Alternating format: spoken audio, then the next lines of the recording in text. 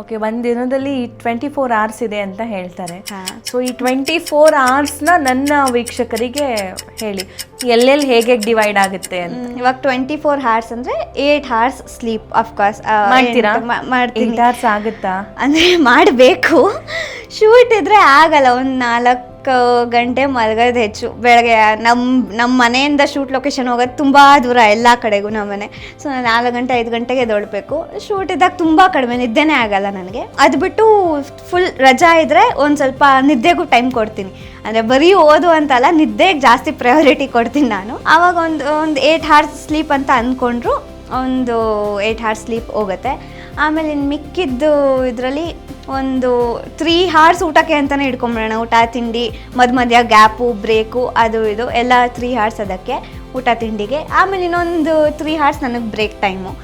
ಸುಮ್ಮನೆ ಹೋಗು, T V ನೋಡು, ಇಲ್ಲ ಫೋನ್ ಸ್ಕ್ರೋಲ್ ಮಾಡು, ಹಾಗೆ ಹಿಂಗೆ. 14 hours ಆಯಿತು. ಹಾಂ.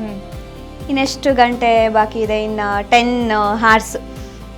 ಇನ್ನು 10 hoursಲ್ಲಿ ಅದೇ 6 ಗಂಟೆ 6 hours ಓದ್ತೀನಿ.